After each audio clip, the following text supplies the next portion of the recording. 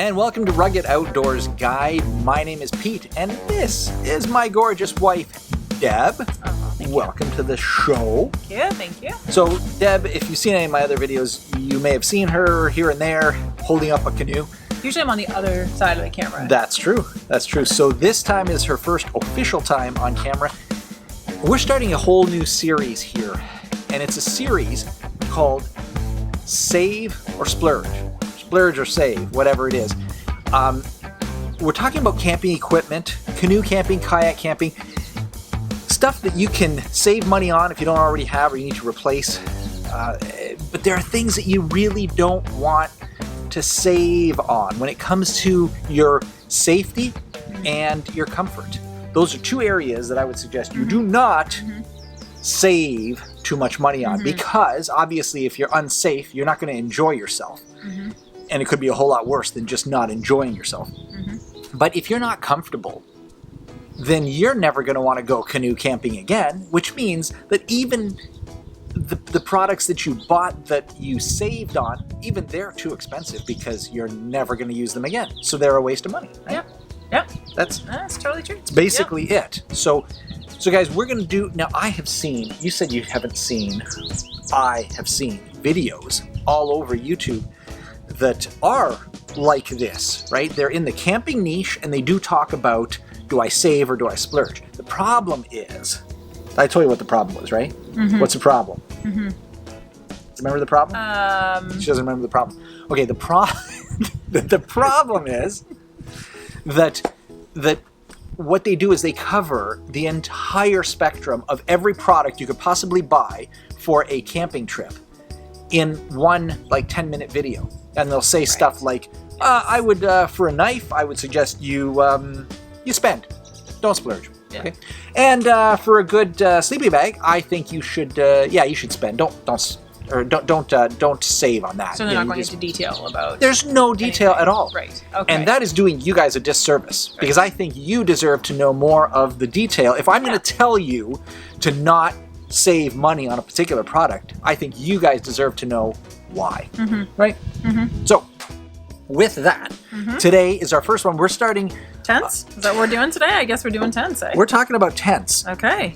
So are we saving or are we splurging on All right, tents? so here's the thing. For a lot of these videos, there's going to be a great big word that we use all the time, and it is depends.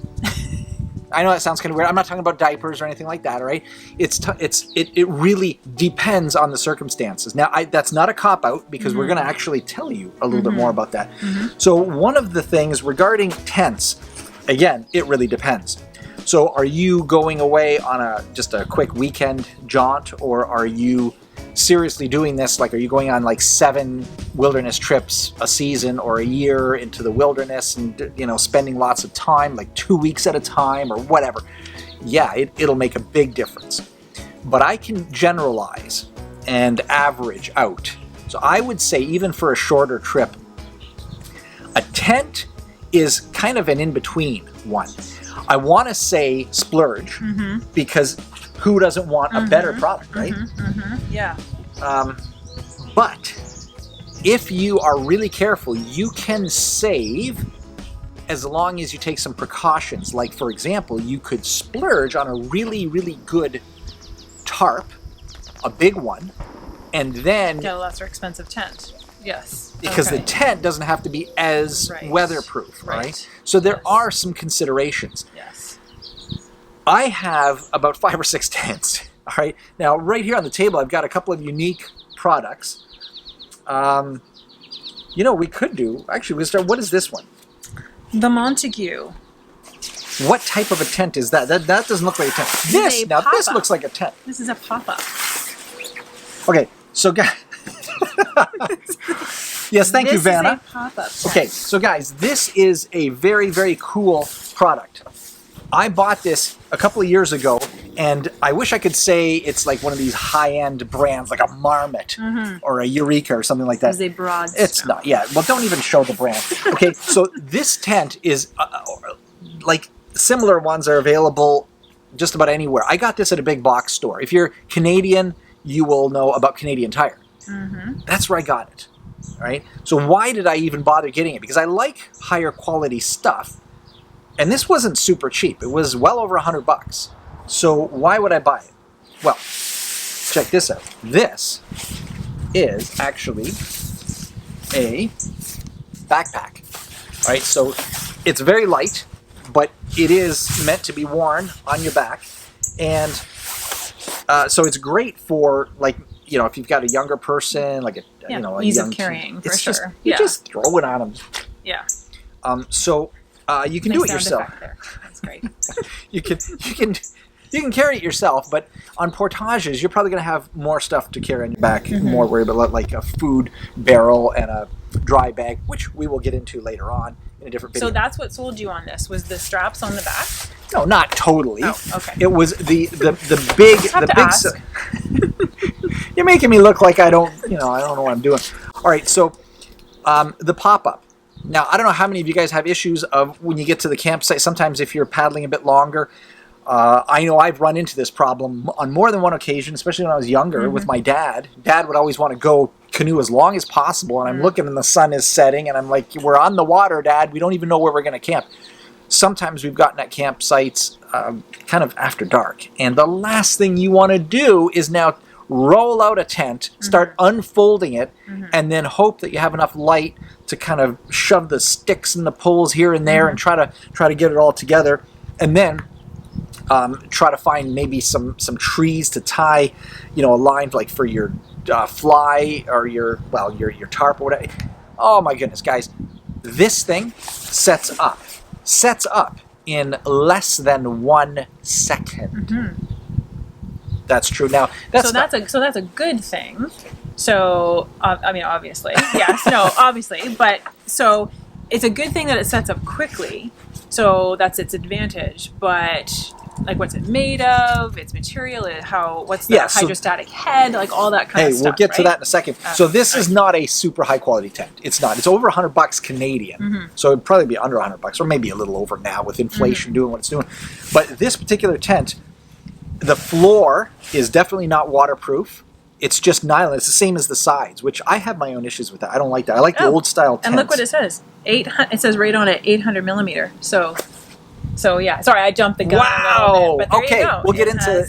It actually talks about millimeter. So it's not great. That's terrible. That's terrible. Okay. Anyway, we'll get into that in a bit. But anyways, so it's not very waterproof. No. And it comes with a built-in fly, which helps a little bit, but if it was to rain for like 2 or 3 days or even like a day or whatever, you would be wet. The seams are not taped or sealed.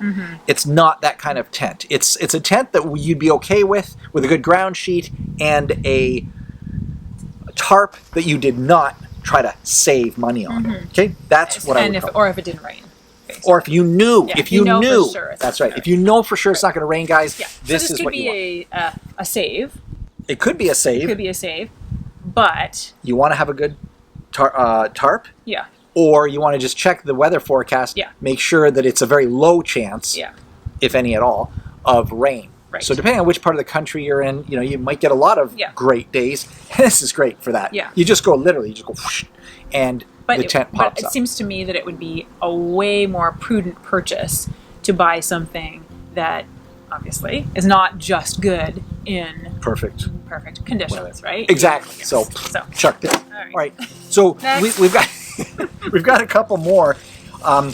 This is kind of one that I've had for a couple of years, and it actually is very good. It's from a great company called Eureka, and it's called a Solitaire AL, and it's AL just means aluminum. The poles are aluminum.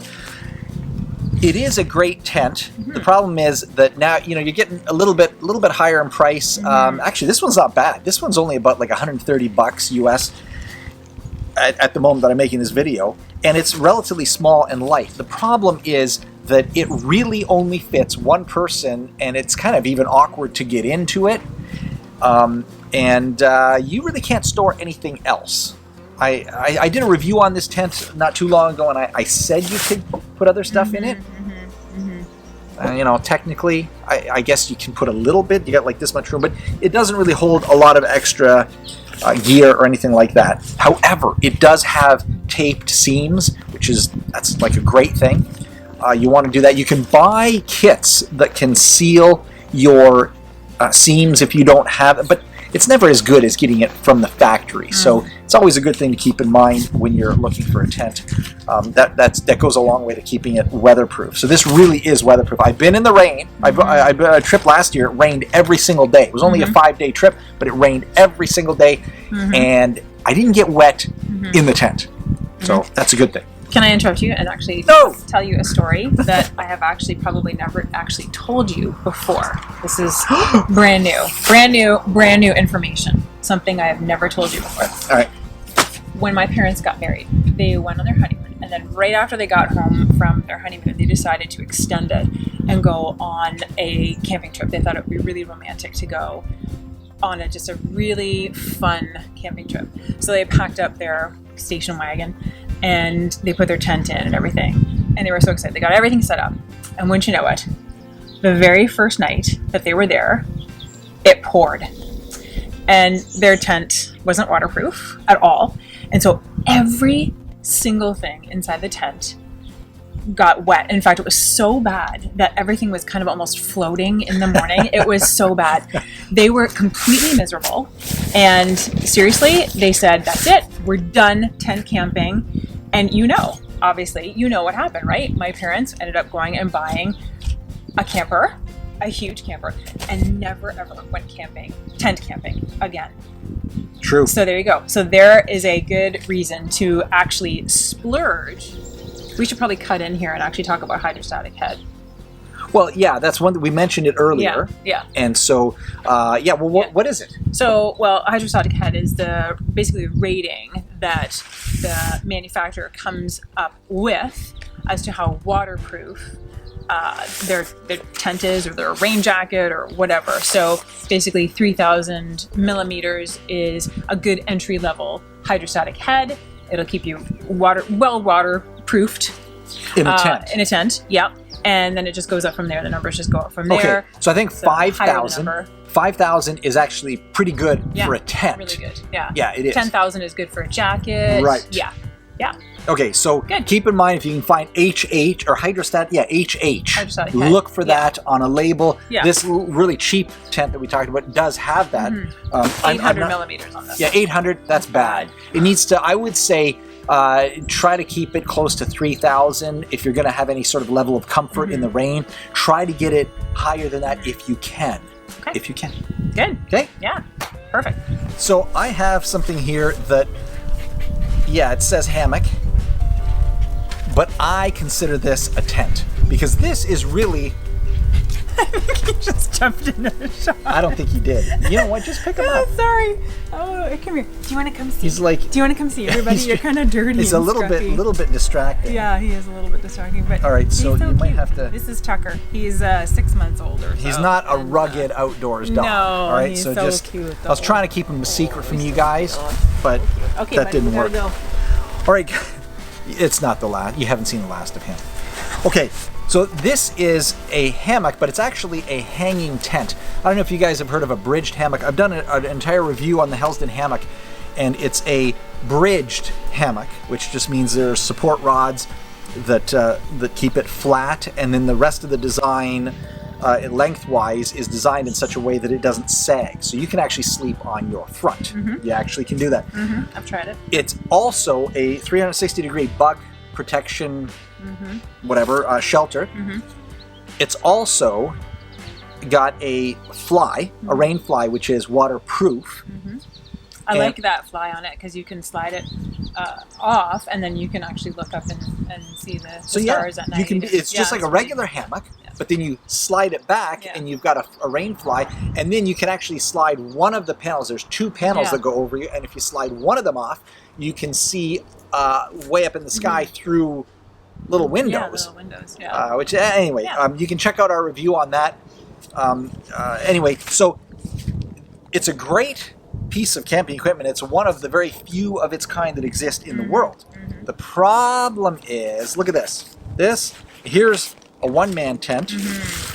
And here is a one-man tent as well. All right. So, and then we have the.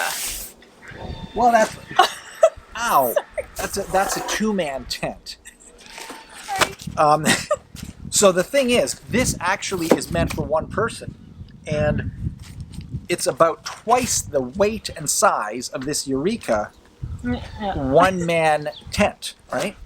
So that's kind of something to consider. So if you're backpacking, which this is not about backpacking really, but yeah, that's something you might want to consider. Or if you're doing a lot of portaging, it might be something that you consider. Do you want to have the lightest you can possibly get? Or do you want to have something that is more versatile? You can actually hang this just almost anywhere, and you don't have to find a nice place on the ground, you know, that's water, whatever, dry or whatever, a tent pad. You don't have to do that. You can go between just about any two trees, and it's you know, they can vary greatly in terms of distance and everything. So there's a lot of versatility in this.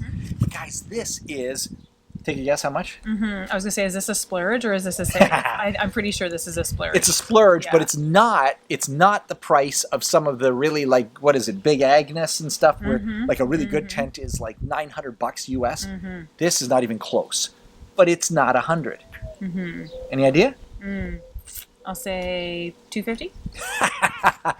No, this is $475 or so Canadian. Okay. So you're looking at probably upper 300s, 350, 370, whatever, US. So but with that, you get a good night's sleep. You get great comfort, and you get safety, right? You get mosquito protection. You get mosquito protection. You get rain protection. So here's the thing. One last thing I'm going to say about hammocks. We'll probably do more hammock stuff later, but one thing I got to say about hammocks, a lot of my adventurer colleagues out there in the industry, they use hammocks, but they don't have anything like this. What they do have is a nice, good quality, expensive hammock. But then what they'll do is, if there's bugs, they have to deal with that separately. They got to come up with some sort of bug net, whatever. And then what they do is they put a tarp over top, right? Which is smart. If it rains, obviously you want to have that. But here's the problem: they don't address windy rain. Okay, every time I go, when it's raining, it's usually windy. Not always, but it often is. Yeah. So you've got rain coming in laterally, sideways. Yeah. And unless your tarp is like 20 feet by 30 feet, you're going to get rain coming in from the side. Yeah. Right? And that's one thing that you don't really hear them talk about much, but I know it's a fact. Yeah, I was going to say, especially in the summertime when you get those really intense summer storms. Yeah. This is 100% protection from lateral wind-blown rain, right? So there's a lot of good things about this. Again, you can check out our review on the Helsden hammock. It might pop up here or it'll pop up at the end. So overall, then, tents in general, you would say... It depends, but splurge. You're I'm leaning towards splurge. So my question then would be is, if you don't have a lot of money, what do you do? If you really want to get into camping, do you wait? Do you save up and sort of wait until you can afford a really good tent? Or do you, should you look for a used one? Are there any pitfalls? I guess there would be. Okay, so well, that's a great question. So the bottom line is, if you really, really don't have any money and that's just that, then you don't really have a choice to splurge or save. Yeah. So that might answer your question there. However, I would say that if you don't have the money, I really would discourage you from saying, you know what, forget it. I'm not doing this because I don't have a good tent. You know, Pete said get a good tent. I get like a really cheap piece of garbage from Walmart or something. Okay, so there are ways around that. Okay, get your save on a tent. Yeah. And then as I mentioned, get a good tarp. Yeah. And you should be fine under most circumstances. Also get a good ground sheet, which is a whole other thing. We didn't really get into that, but that's something that kind of goes along with tents. When I was a younger man, tents had like that thick thatched plastic floor. Yeah. I can still hear the sound. Yeah, the crinkling I can still hear the sound of it. Yeah, that was waterproof. Yeah. They don't make those anymore. No. Even expensive ones from, Eureka. Yeah. This floor is nylon. It's exactly the same material as the walls. So in my opinion, I think tents have undergone a bit of a de-evolution, at least in that area. Even though there's some great new materials out there, the floors are not waterproof. So now you've got to use a ground sheet. I never, ever, ever used a ground sheet growing up. Like in the 80s and 90s, we had tents that you didn't need a ground sheet. What was the point of a ground sheet? Water could not get you from beneath. Yeah. Now it can. Yeah. So now you got to bring an extra ground sheet, all right? So if you're any tent manufacturers watching this, get your act together, maybe. Maybe it has to do with weight for some of those people. For some of them, a backpacker, maybe, whatever. Yeah. But for canoeing and kayaking, anyway, that's just my little soapbox on that. But so, yeah, if you have the money, this is one area you don't really want to cheap out on. Yeah.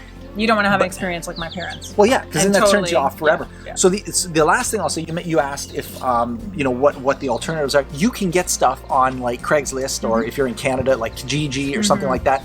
Facebook Marketplace, right? Yeah, Facebook Marketplace, great place. Yeah. I would just suggest you do your research and know which brands are the better brands. Don't get like tents are notorious for having problems that you can't see. We bought 2 tents. We set them up, and remember, brand new. We set them up in the backyard, and they already had holes in them. A hole in totally. the brand new. So we've had this experience twice. So we were able to return those because they were brand new. But when you get it off of Facebook Marketplace, you don't know. You're not gonna be able to go back to the guy and say, "Hey, man, sorry." He'll say you did it.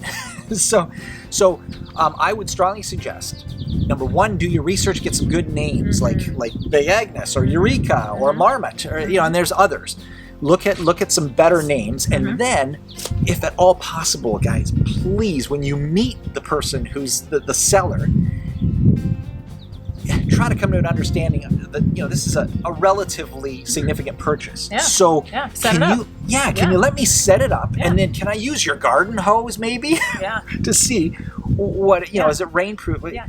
The other option would be, I was just thinking about this. The other option would be if they really want a good tent, but they want to save, maybe there's going to be like a really good Black Friday sale or something like that. You know what I mean? Or maybe just wait, or talk to the manufacturer about when they're, or the store or whatever, and maybe wait for a really good sale.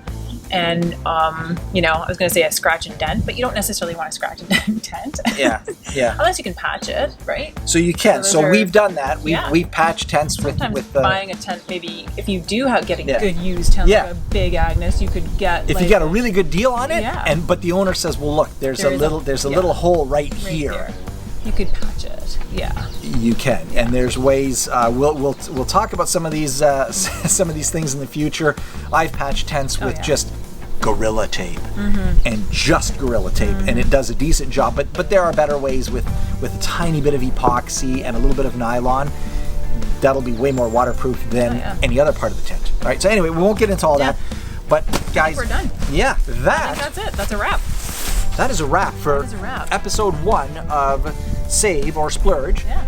Guys, cheers. Oh, okay. Yeah, so we're done, okay? Peace See you out. next time.